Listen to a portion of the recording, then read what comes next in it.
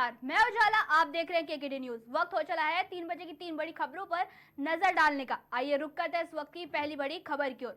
दिल्ली के मुख्यमंत्री अरविंद केजरीवाल ने प्रेस कॉन्फ्रेंस कर पीएम मोदी पर फिर निशाना साधा है और मोदी की गारंटी के सामने केजरीवाल की गारंटी रख दी है। उन्होंने देश को 10 गारंटियां दी हैं जो इंडिया गठबंधन की सरकार आने पर पूरी की जाएंगी। इसमें देश को 24 घंटे फ्री बिजली, बच्चों के लिए अच्छी और फ्री शिक्षा का इंतजाम और सभी के लिए अच्छे इलाज का इंतजाम शामिल किया है।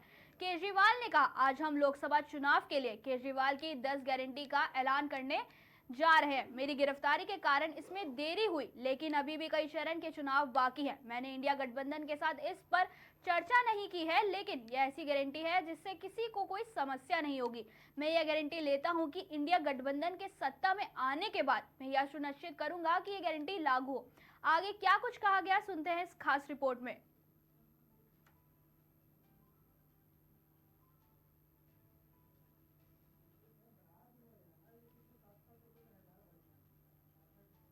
आप सब लोगों को मेरा नमस्कार।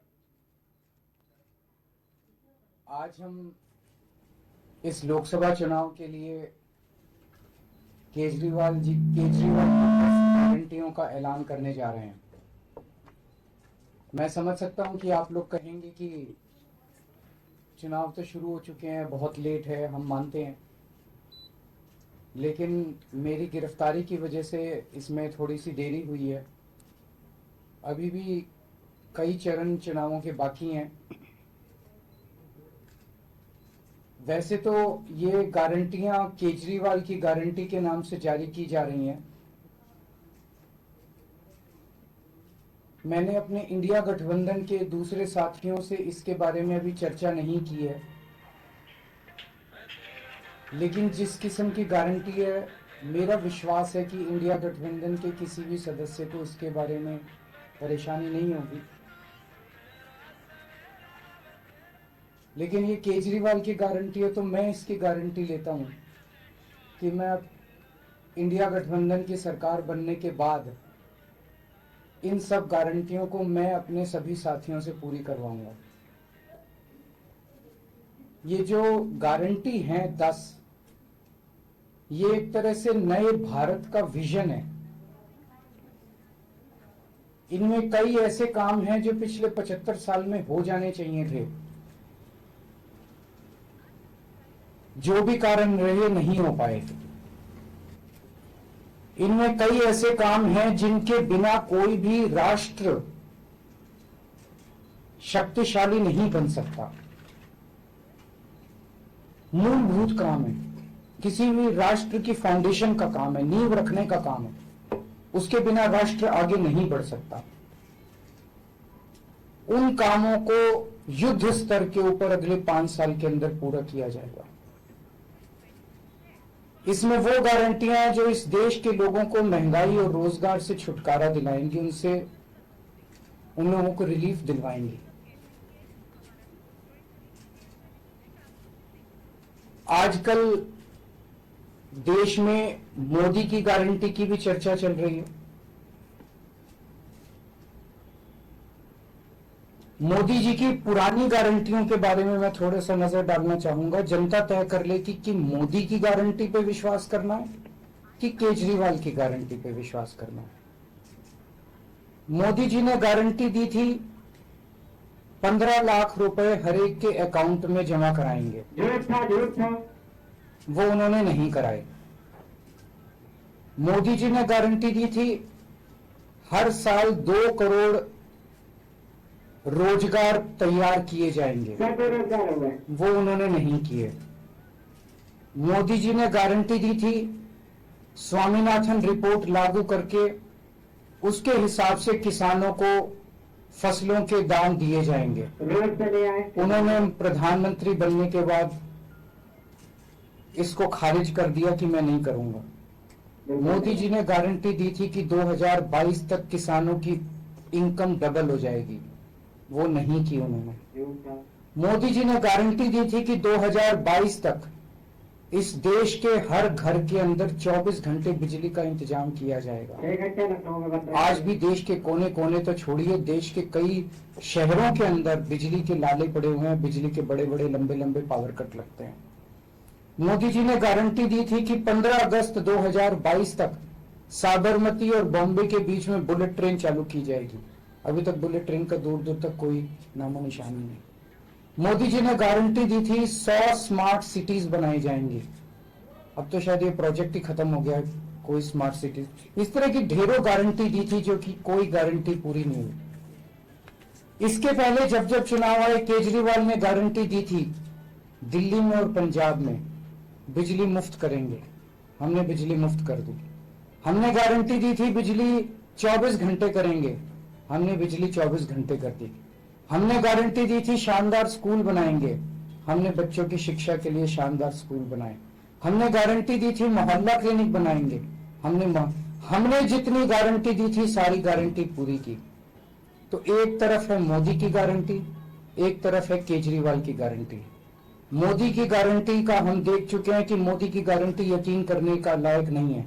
और अब तो अगले साल चूंकि मोदी जी रिटायर होंगे, तो उनकी रिटायरमेंट के बाद मोदी की गारंटी कौन पूरी करेगा, इसका भी कोई वो नहीं है। और केजरीवाल की गारंटी, केजरीवाल नहीं है, कहीं नहीं जा रहा, तो केजरीवाल की गारंटी पूरी करने की गारंटी केजरीवाल लेता है। 10 गारंटी क्या है मैं एक एक करके बताता हूं। सबसे पहली गारंटी है देश के अंदर 24 घंटे बिजली का इंतजाम करेंगे। कैसे करेंगे? हमारे देश में 3 लाख मेगावाट बिजली प्रोड्यूस करने की क्षमता है, कैपेसिटी है। देश की पीक डिमांड, गर्मियों के अंदर पीक डिमांड देश की सबसे ज्यादा डिमांड होती है 2 लाख मेगावाट। तो आज हमारा देश जितनी बिजली पैदा कर रहा है, पैदा कर सकता है, जितनी डिमांड है उससे कहीं ज्यादा बिजली पैदा करने की हमारी क्षमता है। लेकिन मेरे घर के अंदर फिर भी पावर कट लग रहे हैं। क्यों? मैनेजमेंट खराब है। दिल्ली में भी यही हाल था, पंजाब में भी यही हाल था। बिजली तो थी लेकिन मैनेजमेंट खराब था। हमने मैनेजमेंट ठीक करके दिल्ली में भी 24 घंटे बिजली का इंतजाम किया, पंजाब में भी किया, देश में भी करके दिखा सकते हैं क्योंकि हमें एक्सपीरियंस है। देश के गरीब लोगों को बिजली मुफ्त दी जाएगी।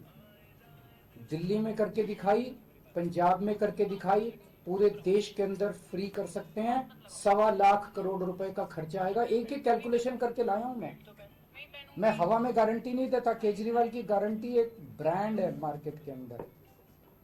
अगर हम कुछ बोलते हैं तो वो पूरी करते हैं। तो 1.25 लाख करोड़ रुपए का खर्चा आएगा। 1.25 लाख करोड़ रुपए हम इंतजाम करेंगे। 1.25 लाख, तो उसके अंदर पूरे देश के गरीबों को 200 यूनिट बिजली मुफ्त मिल सकती है। आज भी हमारे देश के गरीब लोगों को ये बिजली की पहली गारंटी थी। दूसरी गारंटी है शिक्षा की। कोई भी देश तब तक तरक्की नहीं कर सकता जब तक उसके हर बच्चे को अच्छी शिक्षा का इंतजाम ना कर दिया जाए।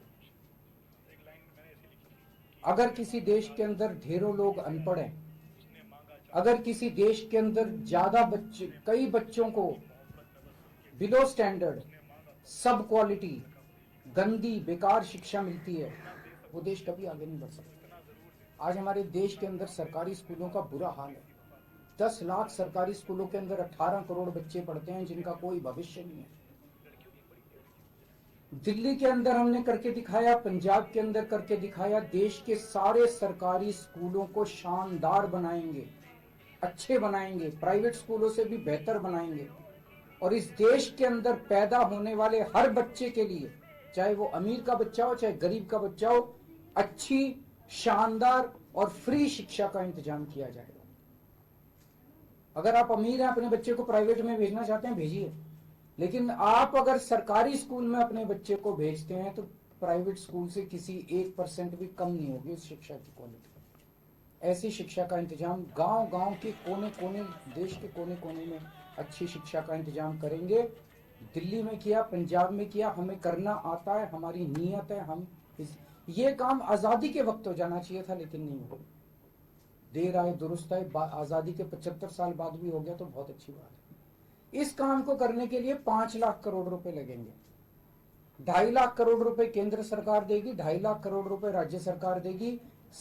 हर साल 5 साल में हर साल 50,000 करोड़ रुपए का खर्चा आएगा केंद्र सरकार में। 50,000 करोड़ तो कुछ भी नहीं है। अगर 50,000 करोड़ रुपए सालाना खर्चे में मेरे देश के बच्चा अगर 18 करोड़ बच्चों को अच्छी शिक्षा मिल जाए, इससे अच्छा और क्या हो सकता है। तीसरा, स्वास्थ्य। अगर मेरे देश की जनता स्वस्थ होगी, बीमारी नहीं होगी, तो देश तरक्की करेगा। पढ़ी लिखी जनता होगी, स्वस्थ जनता होगी, तो ये 140 करोड़ लोग ही तो इस देश को आगे ले जाएंगे। कोई एक प्रधानमंत्री थोड़ी देश को आगे ले जाता है, जनता आगे ले जाती है। तो सब लोगों को अच्छे इलाज का इंतजाम करेंगे। आज अगर किसी को के घर में कोई बीमार हो जाए, बड़ी बीमारी हो जाए, सरकारी अस्पतालों का बुरा हाल है पूरे देश के अंदर, और प्राइवेट वालों ने लूट मचा रखी है। पूरे देश में कोने कोने में, हर गांव में, हर मोहल्ले में मोहल्ला क्लिनिक खोला जाएगा। हॉस्पिटल जितने हैं उनको मल्टी स्पेशलिटी बना के उनको शानदार प्राइवेट हॉस्पिटल्स की तर्ज पे बनाया जाएगा। और इस देश में पैदा होने वाले हर व्यक्ति का पूरा इलाज मुफ्त होगा, इंश्योरेंस के आधार पे नहीं होगा। ये बहुत बड़ा स्कैम है। जितनी सरकारी, राज्य सरकारें, केंद्र सरकार इंश्योरेंस आधारित जो स्कीम बनाती हैं, ये सब बहुत स्कैम है इंश्योरेंस कंपनीज के साथ। हम इंफ्रास्ट्रक्चर क्रिएट करेंगे, कोने कोने के अंदर, गांव गांव के अंदर इंफ्रास्ट्रक्चर क्रिएट करेंगे, हेल्थ इंफ्रास्ट्रक्चर क्रिएट करेंगे, अस्पताल बनाएंगे, मोहल्ला क्लिनिक बनाएंगे, ताकि लोग वहां जाके अपना इलाज करा सकें। और सबका इलाज मुफ्त होगा, चाहे अमीर हो चाहे गरीब हो। इसके लिए भी 5 लाख करोड़ रुपए का खर्चा आएगा। 2.5 लाख करोड़ राज्य सरकार देगी, 2.5 लाख करोड़ केंद्र सरकार देगी। 5 साल के अंदर 5 लाख करोड़।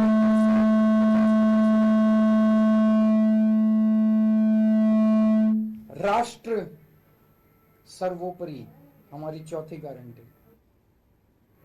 चीन ने हमारे देश की जमीन पे कब्जा कर लिया। हमारी केंद्र सरकार से जब भी पूछा जाए, वो कहते हैं कोई नहीं आया, कुछ नहीं हुआ। सब जानते हैं, पूरी दुनिया जानती है, सैटेलाइट का जमाना है, सबके पास तस्वीरें हैं कि किस तरह से चीन ने हमारी सरजमी के ऊपर घुस के और उसके हमारी जमीन के ऊपर कब्जा कर लिया। जुठलाने से समस्या का समाधान नहीं होगा, लोगों से छुपाने से समस्या का समाधान नहीं होगा। हमारे देश की सेना के अंदर बहुत ताकत है। हमारे देश की सेना को एक बार इजाजत तो दीजिए, उसको स्वतंत्रता तो दीजिए काम करने की। वो देखिए आपको जीत के लाती है। तो हमारे देश की जितनी जमीन पे चाइना ने कब्जा किया हुआ है, उस जमीन को चाइना के कब्जे से छुड़वाएंगे। इसके लिए एक तरफ डिप्लोमेटिक लेवल पे एफर्ट्स किए जाएंगे और सेना को पूरी स्वतंत्रता दी जाएगी कि वो इसके बारे में जो कदम उठाना चाहे कदम उठा सकती है। सेना को आज जो रोका जा रहा है वो रोका नहीं जाएगा। आज हमारी ये अग्निवीर योजना जो है कि हमारे युवाओं को फौज में भर्ती करके 4 साल के बाद निकाल दिया जाता है। लोगों की एक ओनरशिप नहीं बनती। 4 साल के बाद अगर आप निकाल देंगे तो एक तरह से हम सेना को सबसे कटिंग एज लेवल के ऊपर हम कमजोर कर रहे हैं। ये अग्निवीर योजना सेना के लिए भी बहुत हानिकारक है। और जो बच्चे युवा हमारे अग्निवीर बन के जा रहे हैं वो लोग भी बहुत त्रस्त हैं। अग्निवीर योजना को बंद किया जाएगा। जितने बच्चों को अभी तक अग्निवीर में शामिल किया जाए उनको पक्का डिक्लेयर किया जाएगा। उनको पक्का राष्ट्रीय सम्मान भी नहीं मिलता संस्कार के समय, तो उनको पक्का किया जाएगा, उनको पक्का डिक्लेयर किया जाएगा। और सेना के अंदर ये ठेकेदारी के ऊपर एक तरह से कच्चे में, अग्निवीर तो कच्ची नौकरी हुई ना, कच्ची नौकरी ये बंद की जाएगी और वापस पक्के के अंदर बच्चों को लिया जाएगा। और सेना को ये अग्निवीर योजना लाए थे क्योंकि केंद्र सरकार का मानना था कि सेना के ऊपर उनकी तनख्वाह और उनकी पेंशन के ऊपर पैसा ज्यादा खर्च हो रहा है। सेना के ऊपर, उस देश की सुरक्षा के ऊपर जितना पैसा खर्च करने की जरूरत है उतना पैसा खर्च किया जाएगा। देश की सुरक्षा के साथ खिलवाड़ नहीं किया जा सकता। छठी गारंटी किसानों के लिए। किसानों को आप इज्जत की जिंदगी दे सकते हैं अगर आप उनको उनकी फसलों के पूरे दाम दे दें। किसान कोई भीख नहीं मांग रहा, किसान अपना हक मांग रहा है। किसान अपनी बारिश में, धूप में मेहनत करके और अपनी फसल उगाता है, और उसके बाद जब उसको फसलों के पूरे दाम नहीं मिलते तब वो अपने ऋण नहीं चुका पाता, आत्महत्या करने के लिए मजबूर होता। अगर आप उसकी फसलों के दाम सुनिश्चित कर दें तो किसान को आपसे कोई फेवर नहीं चाहिए। स्वामीनाथन रिपोर्ट के आधार के ऊपर किसानों को उनके फसलों के पूरे, सभी फसलों के पूरे दाम एमएसपी के आधार पर पूरे दाम दिलवाए जाएंगे। 7वीं गारंटी, दिल्ली को पूर्ण राज्य का दर्जा दिलवाया जाएगा, जो दिल्ली वासियों का कई दशकों से दिल्ली के लोगों का हक है। बेरोजगारी, आज पूरे देश का युवा बेरोजगारी से त्रस्त है। इसके लिए हमने बहुत डिटेल्ड प्लानिंग की है। हमारे मंत्रियों ने, हमारी टीम ने बैठ के, सब लोगों ने बैठ के, कि 1 साल के अंदर 2 करोड़ रोजगार का इंतजाम किया जाएगा ताकि हमारे युवकों को बेरोजगारी से निकाला जा सके। ये प्रोडक्टिव और इफेक्टिव एम्प्लॉयमेंट होगी। भ्रष्टाचार, बीजेपी की वॉशिंग मशीन को चौराहे के ऊपर खड़ा करके तोड़ा जाएगा। बीजेपी की वॉशिंग मशीन इस देश का भ्रष्टाचार का सबसे बड़ा कारण है। सबसे बड़ा सोर्स जो है वो बीजेपी की वॉशिंग मशीन है। ईमानदार लोगों को जेल भेजने और बेईमानों को संरक्षण देने की आज जो मौजूदा व्यवस्था है, इस व्यवस्था को समाप्त किया जाएगा। दिल्ली और पंजाब में जिस तरह से हमने भ्रष्टाचार पे, दोनों लेवल पे, छोटे लेवल का भ्रष्टाचार और बड़े लेवल का भ्रष्टाचार, हमने जो वार किया है, उसी लेवल पे इफेक्टिव तरीके से पूरे देश को भ्रष्टाचार से निजात दिलवाई जाएगी। और 10वीं और आखिरी गारंटी व्यापारियों के लिए, अगर किसी देश के अंदर व्यापारी और उद्योगपति खुल के व्यापार नहीं कर सकते, अपने व्यापार को नहीं बढ़ा सकते, तो वो देश कभी तरक्की नहीं कर सकता। उस देश के अंदर कभी जॉब्स पैदा नहीं हो सकते। और ये डेटा बताता है कि पिछले 8-10 साल के अंदर इस देश के 12 लाख हाई नेटवर्थ इंडिविजुअल्स, बड़े बड़े अमीर लोग इस देश के अंदर व्यापार और उद्योग बंद करके विदेशों में चले गए हैं, क्योंकि इस देश के अंदर आतंक मचा रखा है सरकार, केंद्र सरकार ने, उन लोगों को डराने का, धमकाने का।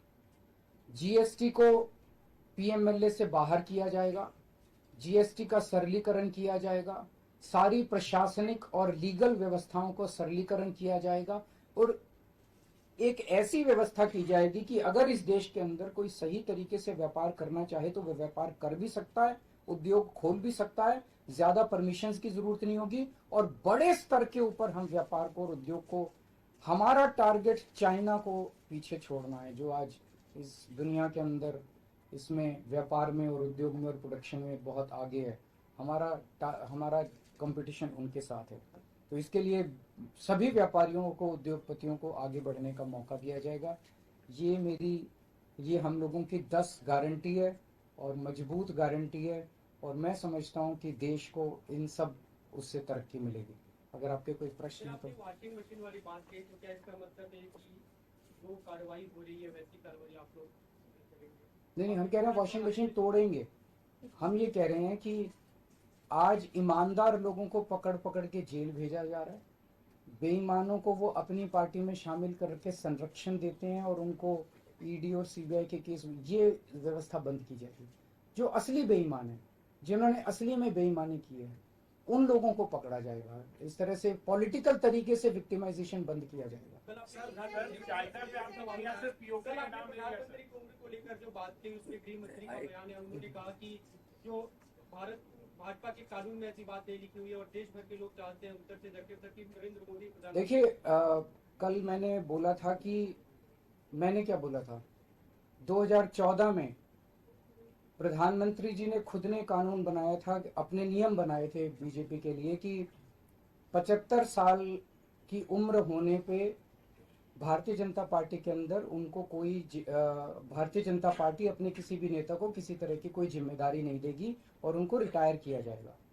उस नियम के आधार पे आडवाणी जी को रिटायर किया गया, मुरली मनोहर जोशी जी को रिटायर किया गया, सुमित्रा महाजन जी को रिटायर किया गया, यशवंत सिन्हा जी को रिटायर किया गया, रीता बहुगुणा जोशी जी को रिटायर किया गया, संतोष गंगवार जी को, कई लोगों को रिटायर किया गया, यशवंत सिन्हा जी को रिटायर किया गया। तो कल जब मैंने कहा कि उस नियम के हिसाब से 17 सितंबर 2025 यानी कि अगले साल प्रधानमंत्री जी जब 75 साल के हो जाएंगे तो वो भी रिटायर हो जाएंगे। जब मैंने ऐसे कहा तो कल मैंने देखा कि बीजेपी के बहुत सारे नेताओं ने ये कहा कि वो नियम 75 साल वाला मोदी जी के ऊपर लागू नहीं होता। तो मैं समझता हूं कि जब भी ऐसा कुछ होता है, जब किसी पार्टी के सबसे बड़े नेता के ऊपर कोई टिप्पणी की जाती है तो जाहिर तौर पे उनकी पार्टी के लोग उनको उनके समर्थन में बोलते हैं। लेकिन मैं समझता हूं कि प्रधानमंत्री जी ने कुछ नहीं बोला अभी। उनकी पार्टी के नेता कह रहे हैं कि नहीं, हम उनको रिटायर नहीं होने देंगे, ये उनकी भावना है, उनके पार्टी के नेताओं की भावना है। प्रधानमंत्री जी ने जो नियम बनाया जिसके तहत आडवाणी जी को रिटायर किया गया, मैं समझता हूं कि प्रधानमंत्री जी किसी भी हालत में उस नियम को अपने ऊपर लागू होने से नहीं रोकेंगे। वो ऐसा नहीं कहेंगे कि उस जिस नियम में आडवाणी जी रिटायर हुए मैं उस नियम पे अपने ऊपर नहीं। या तो प्रधानमंत्री जी कह दें कि वो नियम अब मेरे ऊपर लागू नहीं होगा, आडवाणी जी के लिए बनाया था वो, या तो वो कह दें। लेकिन मैं नहीं समझता कि प्रधानमंत्री जी ऐसा कहेंगे। तो जाहिर तौर पे बाकी नेता सारे सपोर्ट कर रहे हैं उनको, लेकिन प्रधानमंत्री जी तो रिटायर होंगे। वो ऐसा, मेरी गुजारिश ये है कि प्रधानमंत्री जी ये बता दें कि उनका सक्सेसर कौन होगा, नहीं तो आपस में मारकाट मचेगी उनके अंदर। दूसरी चीज, एक और चीज है, कल मैंने जो कहा कि वन लीडर वन नेशन का जो वन नेशन वन लीडर का जो उनका वो आइडिया चल रहा है, उसके तहत एक तरफ वो विपक्ष के सारे नेताओं को जेल भेज रहे हैं और अपनी सारी पार्टी के सारे नेताओं की राजनीति खत्म कर रहे हैं। शिवराज सिंह चौहान जी की, वसुंधरा राजे की, डॉक्टर रमन सिंह को राजनीति से गायब खत्म कर दिया, खट्टर साहब को कर दिया। और अब जब मैंने जनता से पूछा, सारी जनता बोली योगी जी का अगला नंबर है। तो कल इनकी पार्टी के सारे नेताओं ने मोदी जी के लिए तो कहा कि मोदी जी पे 75 साल वाला लागू नहीं होगा, लेकिन एक भी नेता ने ये नहीं कहा कि योगी जी को नहीं हटाया जाएगा। तो एक तो ये पक्की हो गई पिछले 24 घंटे में बात कि अगले 2 महीने के अंदर योगी जी को उत्तर प्रदेश के सीएम से हटाया जा रहा है। इस देश के बच्चे बच्चे की जुबान पे ये था कि योगी जी को अगले 2 महीने में चुनाव जीतते ये लोग हटाएंगे। तो ये बात तो कल पक्की होगी कि योगी जी को हटाया जा रहा है। सर, आपने एक्साइज चीफ का नाम लिया तो पीओके का नाम ले लिया, पीओके पे क्या रणनीति रहेगी आपकी? बिल्कुल, वो इसका हिस्सा है, भारत का हिस्सा है, उसको भी वापस लेके रहेंगे। आप पीएम की गारंटी के सापेक्ष अपनी गारंटी लाए हैं, आपने अपने कुलीग से भी बात नहीं की। सबसे बात करके लाया हूं मैं। नहीं, जो इंडिया अलायंस है आपको नहीं, मैं सहमत हूं, मैं उसके लिए माफी मांगता हूं। मैं इंडिया अलायंस के सभी पार्टनर से, क्योंकि समय कम था, चुनाव आधा बीत चुका है, मैं माफी मांगता हूं उनसे। लेकिन मैं समझता हूं कि स्कूल खोलने पे, अस्पताल खोलने पे उनको आपत्ति नहीं होनी चाहिए। और मैं समझता हूं उनसे जब मौका गारंटी है आपकी, तो क्या लगता है कि चुनाव बाद अगर इंडिया गठबंधन आता है तो आपकी पीएम पद के लिए ना, मैं पीएम पद में, लेकिन जो भी सरकार बनेगी उस सरकार से मैं करवा के लाऊंगा, मेरे पे भरोसा करो। Thank you. आप सब लोगों को मेरा नमस्कार।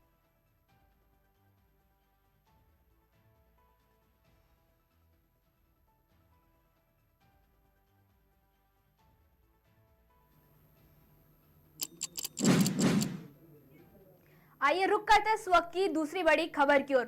लोकसभा चुनाव को मद्देनजर चौथे चरण का मतदान 13 मई को किया जाना है। इस बीच पीएम नरेंद्र मोदी चुनाव प्रचार करने के लिए पश्चिम बंगाल पहुंचे हैं।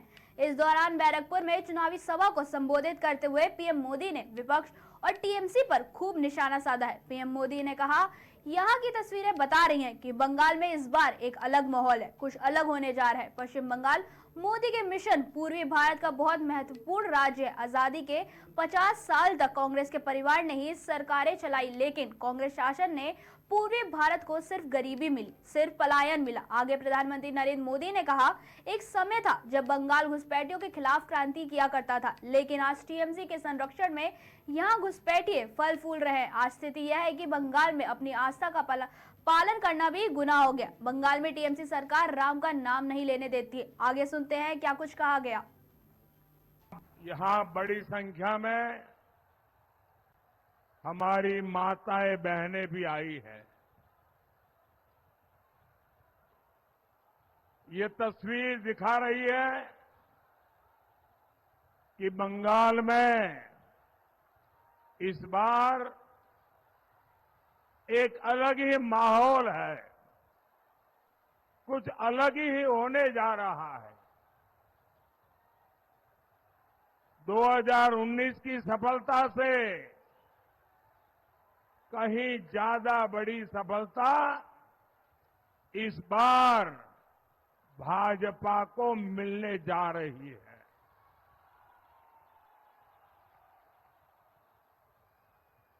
पूरा देश जो कह रहा है, बंगाल उसको जोरों से कह रहा है और पूरा बंगाल कह रहा है, आभार एक बार,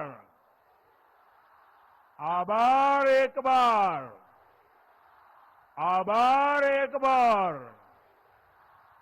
भाई और बहनों, पश्चिम बंगाल मोदी के मिशन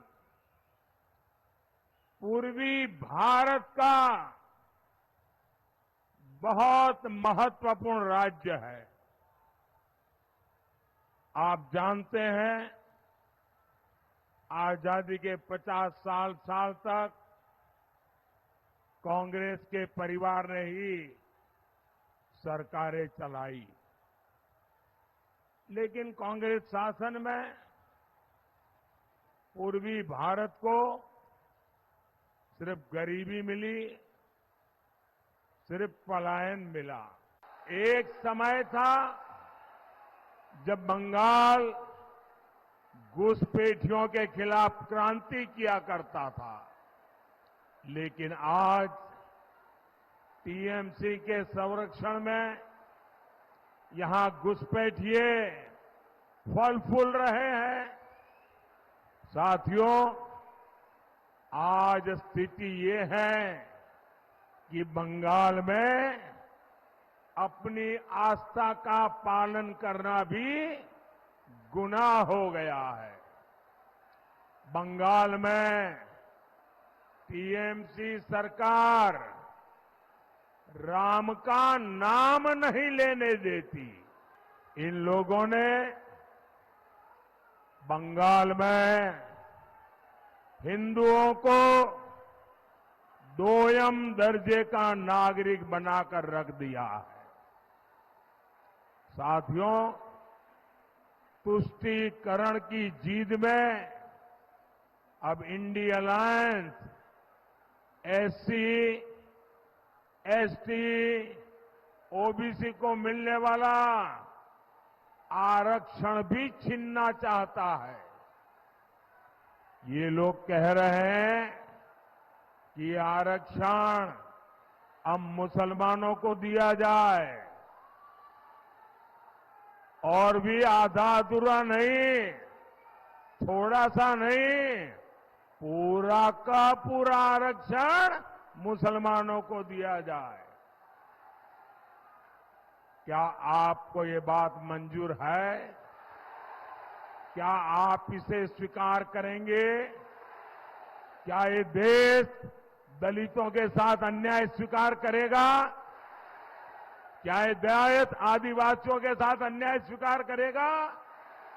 क्या ये देश पिछड़ों के साथ अन्याय स्वीकार करेगा?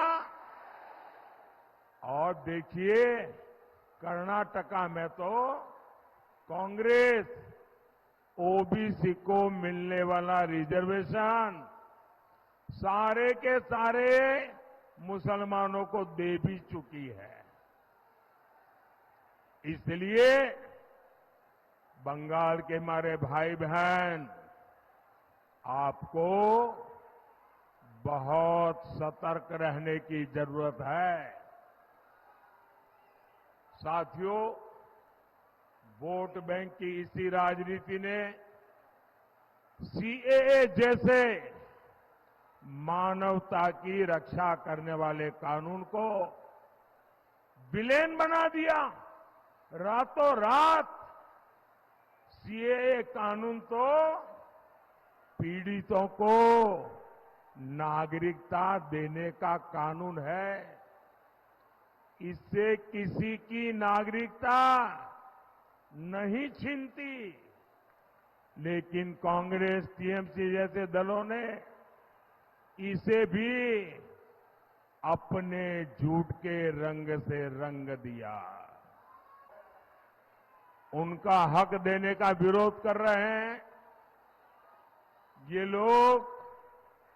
मतवा साथियों को, नाम शूद्र साथियों को नागरिकता देने के खिलाफ है। इतना ही नहीं, ये सीएए कानून को खत्म करने तक की बातें कर रहे हैं। लेकिन आज मैं टीएमसी हो या कांग्रेस या फिर इंडिया अलायंस, मैं डंके की चोट पर बंगाल को 5 गारंटी दे रहा हूं।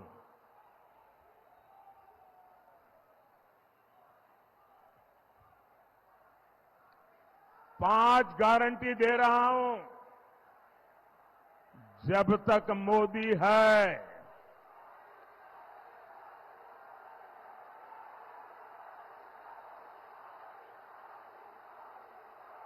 धर्म के आधार पर आरक्षण नहीं दिया जाएगा।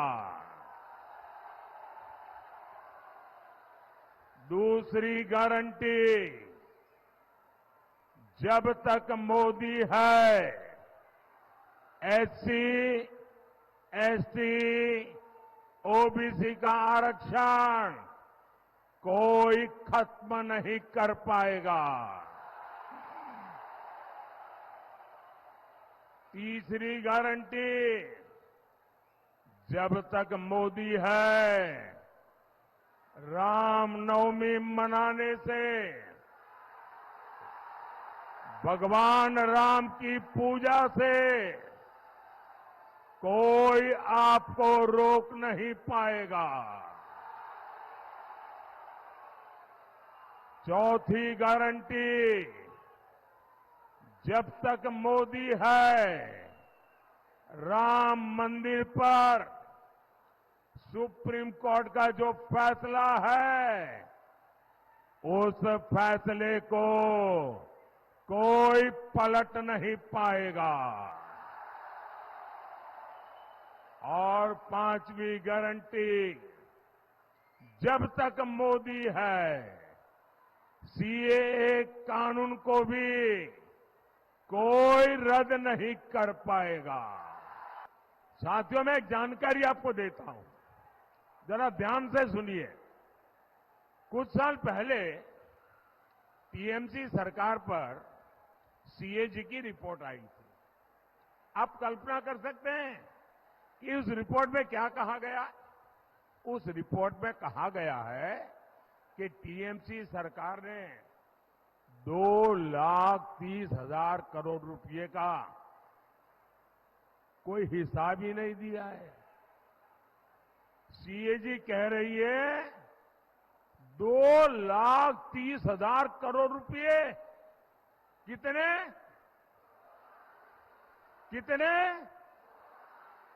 2,30,000 करोड़ रुपए। इसका कोई हिसाब ही नहीं है। ये पैसे कैसे और कहां खर्च हुए, किसके जेब में गए, कोई हिसाब किताब ही नहीं है।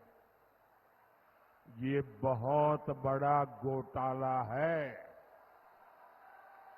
साथियों, टीएमसी कितनी भ्रष्ट पार्टी है, इसका एक और बहुत बड़ा उदाहरण है टीचर भर्ती घोटाला। आपको तो पता है किस तरह टीचर भर्ती के लिए राज्य सरकार ने रेट कार्ड बनाए हुए थे। ये रेट कार्ड खुले बाजारों में बेचे जाते थे, यहां पदों की बोली लगती थी। और इतना ही नहीं, इस घोटाले के लिए ओएमआर सीट्स को चलाया गया, फर्जी इंटरव्यू लिए गए और कोर्ट को भी कहना पड़ा कि घोटाले के पीछे सरकारी मशीनरी है। ये हाल बना दिया है टीएमसी ने हमारे बंगाल का। साथियों टीएमसी सरकार के कुशासन का बहुत बुरा असर हमारी माताओं बहनों पर पड़ा है। हमारे एससी एसटी परिवारों की स्थिति सबसे खराब है। संदेश खाली में क्या हो रहा है ये पूरा देश देख रहा है। संदेश खाली के गुनहगार को पहले टीएमसी की पुलिस ने बचाया, अब टीएमसी ने एक नया खेल शुरू किया है। टीएमसी के गुंडे संदेश खाली बहनों को डरा रहे हैं, धमका रहे हैं, सिर्फ इसलिए कि अत्याचारी का नाम शाहजहां शेख है। उसके घर से बम बंदूक निकल रहे हैं, लेकिन वोट बैंक को खुश करने के लिए टीएमसी उसको क्लीन चिट दिलवाने में जुटी है। यहां बड़ी संख्या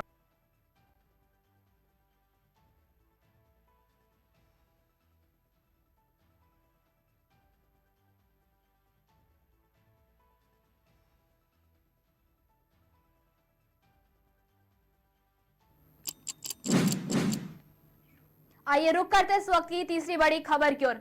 माननीय राष्ट्रीय अध्यक्ष श्री अखिलेश यादव जी बाराबंकी में एक जनसभा को संबोधित करने पहुंचे, जहां लोगों ने अखिलेश यादव, राहुल गांधी जिंदाबाद के नारे लगाए। यहां उन्होंने जनसभा को संबोधित करते हुए कहा कि मैं देख रहा हूं जैसे जैसे चरण का चुनाव आगे बढ़ता जा रहा है, जनता की नाराजगी और गुस्सा बढ़ता जा रहा है। जब 7वें चरण का वोट पड़ेगा, जनता का गुस्सा 7वें आसमान पर होगा। अभी तक जनता का जो जन समर्थन मिला है, हम कह सकते हैं जो संविधान बदलने निकले थे, देश की जनता उनको बदलने का काम करेगी। आगे अखिलेश यादव ने विपक्ष पर वार करते हुए कहा कि ऐसा चुनाव है जहां जनता ने अपने हाथ में चुनाव ले लिया है और इस बार ये डबल इंजन वाले लोग बचने वाले नहीं है। डबल इंजन वालों ने बड़ी बड़ी होर्डिंग लगाई है, उनमें लखनऊ वाला इंजन गायब है। पिछले 10 साल और उत्तर प्रदेश के 7 सालों का हिसाब किताब मांगे तो इनकी हर बात झूठी निकली, हर वादा झूठा निकला।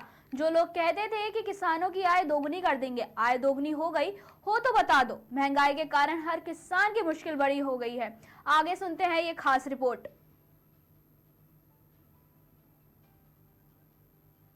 मैं देख रहा हूं जैसे चरणों का चुनाव आगे होता जा रहा है, जैसे जैसे चरणों का चुनाव आगे बढ़ता चला जा रहा है,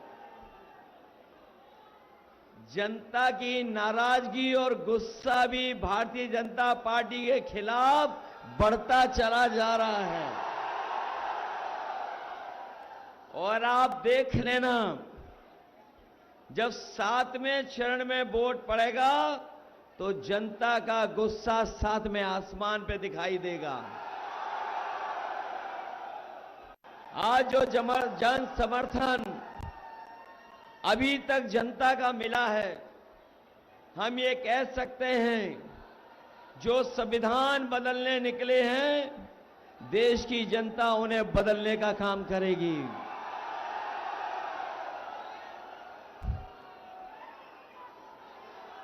बाराबंकी का चुनाव तो हमें लग रहा है ऐसा कि बाराबंकी बनाम झूठी गारंटी का चुनाव होता जा रहा है। ये लोग जो झूठी गारंटी दे रहे हैं, इस बार बाराबंकी लोग इनकी घंटी बजा करके वापस भेज देंगे। ये ऐसा चुनाव है जहां जनता ने अपने आप हाथ में चुनाव ले लिया है और जनता मन बना करके बैठी है कि इस बार ये डबल इंजन वाले बचने वाले नहीं हैं। मैं लखनऊ से लेकर के जहां जहां गया हूं, वहां मैंने देखा है कि बड़े बड़े डबल इंजन वालों की होर्डिंगें लग गई हैं। जो ये डबल इंजन की सरकार बोलने वाले लोग, इन्होंने बड़ी बड़ी होर्डिंगें लगाई हैं हर शहर में, और जब होर्डिंग देखोगे कई जगह एक इंजन गायब है, लखनऊ वाला इंजन गायब है। पिछले 10 साल और उत्तर प्रदेश के 7 साल का हिसाब किताब अगर मांगे तो इन्हें 17 साल का हिसाब किताब देना है। दिल्ली के 10 साल और उत्तर प्रदेश के 7 साल सरकार के, बताओ इन 17 सालों की सरकार में बीजेपी की हर बात झूठी निकली कि नहीं निकली? इनका हर वादा झूठा निकला कि नहीं निकला? और जो लोग कहते थे हम किसानों की आय दोगुनी कर देंगे, बताओ हमारे किसान भाइयों, अगर किसानों की आय दोगुनी हो गई हो तो बता दो। ना आय दोगुनी हुई, और जो हमारे किसानों को लाभ मिलना चाहिए था, जो मदद मिलनी चाहिए था, जो सरकारी योजनाओं से लाभ पहुंचना चाहिए था, वो भी ये सरकार हमारे किसानों की मदद नहीं कर पाई। और लागत जो बढ़ी महंगाई के कारण, लगातार हमारे किसान महसूस कर रहे हैं कि हर फसल की लागत बढ़ती चली जा रही है। जहां लागत बढ़ रही है वहीं हर चीज इस सरकार ने महंगी कर दी, चाहे वो कीटनाशक दवाई हो, चाहे डीजल हो, और चाहे जरूरत का सामान हमारा किसान खरीद रहा हो। हर चीज सरकार ने महंगी कर दी। ये भारतीय जनता पार्टी के लोगों ने दिल्ली में सरकार में रह करके बड़े बड़े उद्योगपति, बड़े बड़े लोगों के कर्जे माफ किए हैं, और कोई छोटा मोटा कर्जा माफ नहीं किया है। अगर सभी बैंकों का कर्जा जो माफ हुआ है उसका हिसाब किताब लगा लें तो 16 लाख करोड़ कर्ज माफ किया है। बड़े बड़े उद्योगपतियों का 16 लाख करोड़ माफ कर दिया। और जिस समय 16 लाख करोड़ रुपए माफ किए जा रहे थे, उस समय बीजेपी के सरकार के लोगों ने नियम बनाया कि जिनके भी बैंकों में जो पैसा उन्होंने लिया है और 5 करोड़ से ज्यादा का कर्ज लिया है, उन्हीं लोगों का कर्ज माफ होगा। हमारा किसान मायूस रह गया, क्योंकि हमारे किसानों का तो लाखों में कर्जा है, करोड़ों में कर्जा नहीं है। इसलिए हम अपने किसानों को भरोसा दिलाके जा रहे हैं। इंडिया गठबंधन ने तय किया है आने वाले समय में 4 जून के बाद इंडिया गठबंधन की सरकार बनेगी, हमारे किसानों का पूरा कर्ज माफ होगा। ये जितने नौजवान हमारे सामने तख्ती लेकर के खड़े हैं, ये तमाम नौजवान जानते होंगे कि जब जब ये तैयारी करके गए, इन्होंने कोचिंग की, मेहनत की, परीक्षा दे करके आए, और जब परीक्षा अच्छी हो गई और घर वापस लौट करके आए तो उन्हें पता लगा पेपर लीक हो गया। ये नौजवान जो खड़े हैं, केवल एक पेपर लीक नहीं हुआ है, इस सरकार में 10 पेपर से ज्यादा पेपर लीक हुए हैं। सब पेपर लीक हो गए। और हाल ही में हमारे नौजवानों को याद होगा कि जब पुलिस भर्ती का इन्होंने फैसला लिया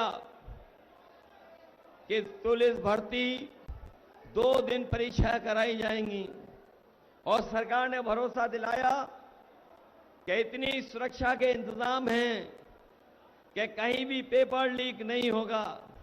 हमारे नौजवानों ने तैयारी की, मेहनत कर करके गए, वहां पर पड़े रहे, ऐसे ही रुके, कहीं रुक पाए नहीं रुक पाए, स्टेशन से लेकर के अपनी गाड़ियों में सोते रहे, परीक्षा दे करके आए, और जब घर लौट करके आए तो पता लगा पुलिस भर्ती का भी पेपर लीक हो गया। हम अपने नौजवानों को कह के जा रहे हैं, जिन्होंने ये अग्निवीर व्यवस्था बनाई है, समाजवादी और इंडिया गठबंधन की सरकार बनेगी, अग्निवीर व्यवस्था हमेशा के लिए खत्म हो जाएगी और पहले जैसी नौकरी होगी। पक्की वर्दी के साथ पक्की नौकरी होगी। ये अग्निवीर वाली आधी अधूरी नौकरी हम स्वीकार नहीं कर सकते। मैं देख रहा हूं